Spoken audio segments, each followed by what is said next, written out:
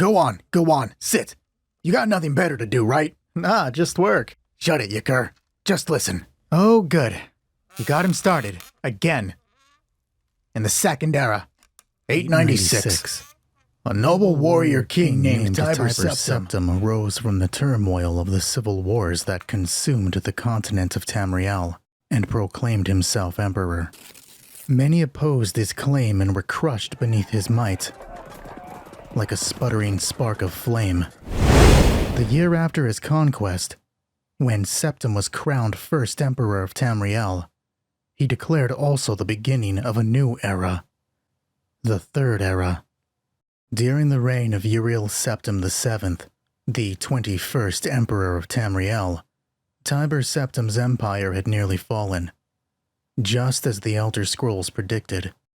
Some call it the whim of Geoffrey, the storyteller, who crafts fate for his divine amusement. Others say that the unworthy heirs of Tiber allowed their vassal kings too much liberty or lacked their ancestors' military genius. A few look to the character of the people of Tamriel and remark that no one could create a lasting empire in such a place. Tiber must have had supernatural aid to accomplish what he did. Such theorizing is best left to the scroll keepers of the Imperial City, or the Sigics of the Isle of Artreum. Tamriel is what it is.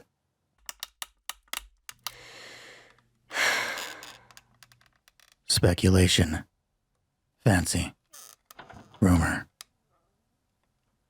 Not a single person in that room full of drunkards knew a damn thing about Emperor Septim. Alanus Garrickson was no stranger to the current emperor. She helped him in the past, and knew he considered her a loyal subject, if not a close friend. So when Uriel Septim summoned her to his audience chamber, she wasn't surprised that he asked her to arrive after midnight. She was accustomed to seeing the emperor at unusual hours. Sometimes it seemed that to him, Alan was an unusually crafted weapon to be drawn in secret, away from the inquisitive eyes of the official court. A trusted guard escorted her down the cold stone halls of the Imperial Palace to the Emperor's secret chamber. "Go," the guard had told her. "I'll wait out here."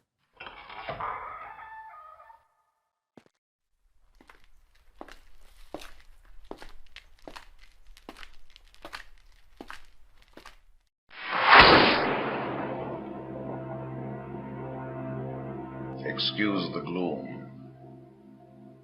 but none may know of this meeting.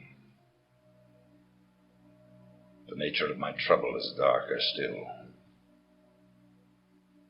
Over a year ago, King Lysandus of Daggerfall died honorably on the field of battle. He was as loyal a subject, ally, and friend as you are. I did grieve for him, but his spirit does not rest. With a spectral army, he haunts his former kingdom, crying for revenge. I do not know why a good and loyal man would be so cursed.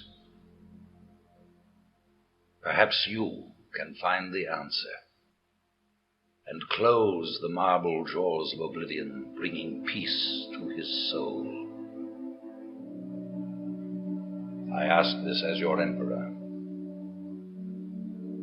and your friend. I have one lesser request. Several years ago, I wrote a letter to the Queen of Daggerfall. It never arrived. The letter was of a sentimental and personal nature. If you find and destroy that letter, I will be grateful.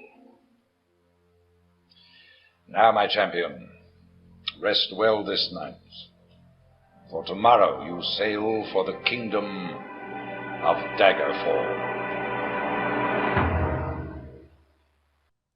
Packing little, Alan dressed as a commoner, for she understood the nature of her voyage. There was no ceremony, no goodbye. The Nordic woman simply woke up and left. Hours later, she was on some nameless passenger ship headed towards Daggerfall. Her voyage was uneventful. It made the weeks of travel to the Iliac Bay seem even longer. She still had 1,000 questions. How was she to exercise the spirit of King Lysandus? What was the significance of the Emperor's letter, and where could it be? Recognizing the futility of pondering these unanswerable thoughts, she sat in her room and concentrated instead on recalling all she knew of Daggerfall in the Iliac Bay. War had claimed Lysandus. The War of Bethany. It was a small internecine struggle between the kingdom of Daggerfall and the kingdom of Sentinel. The battle was over a small but politically significant island at the western edge of the bay, near the Abasian Sea. At the final battle of the war, the bloody Battle of Cringane Field, both kings were slaughtered. In Sentinel, the king's widow, Akarethi, took the throne, regent until her children came of age. In Daggerfall, Lysandus was succeeded by his son, Gothred. But Daggerfall won the war and took control of the Isle of Bethany. Gothred's first act as king was to make official peace with Sentinel and to marry its princess Abukai as a bond. Alan wasn't sure if this union proved wise. The third major power in the Iliac Bay was the Kingdom of Wayrest, ruled by the elderly King Eadwire and his wife. She was the legendary former Queen of Mournhold, Baron Zaya. Both have children of nearly the same age from previous marriages, and though Alan doesn't know the particulars, she recalls hearing rumors that there exists a dispute over succession. It would make sense for...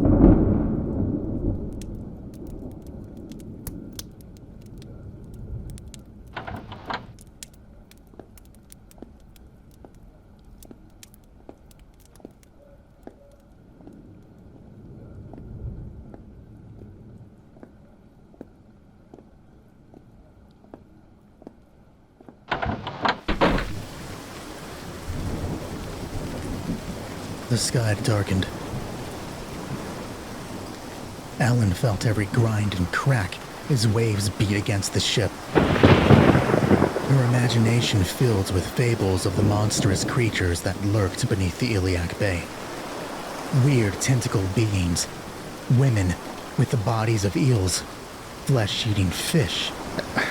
Pushing such fantasies away, she focused on the present danger. Rain came out of the dark like endless barrages of spears. The sound of it merged with crashing waves, the splintering of her boat, and the wind's high-pitched howl. She turned back, glanced at the captain, and froze. Was that the side of a cliff? Or some darker fury of the storm? A blast of water rushed down the side of the ship, carrying her over. As she plunged into the dark and foaming bay, Alan saw the boat dive beneath the surface as if in imitation. She watched, in pointless struggle, fighting ink to... Don't fear, child. What a shot! You're part of a strong, willful people. Which one of you milk drinkers broke my window? Tomorrow, you sail for the kingdom of Daggerfall. Her hand trembled. It rested in water. Ellen found herself laying in a small pool. Rubble littered the area. Breathing hurt, but she was still alive. Sitting up, the agent found herself beside a fire. She didn't remember lighting it.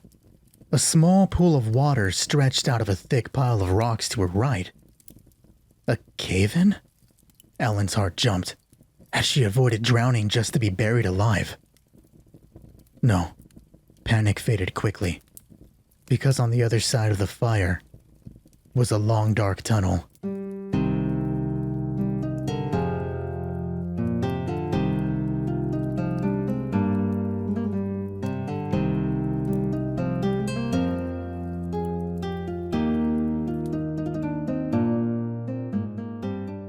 Hey, thanks for watching.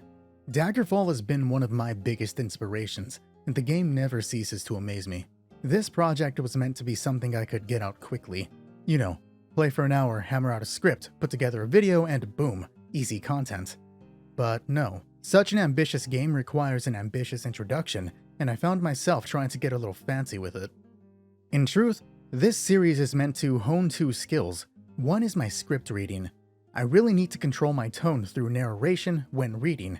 I can do it easily when improvising, but for some reason I always raise my pitch when reading. The second skill is speed. I need to learn to edit faster, get better at recording assets, and even writing scripts. I'm sure I'll get there, but we'll see. For those wondering, my Resident Evil roleplay series will return. I had some pretty bad technical issues, like really bad, and it killed all momentum. But I'm back with new gear and will be resuming shortly. Other than that, I'm currently working on a report of Victorian-era falconry. There's a lot of information to cover, and I'm still sorting out what's necessary. It's slow to come, but it is coming. Oh yeah, this channel was meant to be a mixture of roleplay and historical information. The two will come together through my series, Words of Faith. But that's not what this outro was about. Thanks for watching. I hope to see you in episode 2, or in any of my other work. Until then, I'll be in other worlds.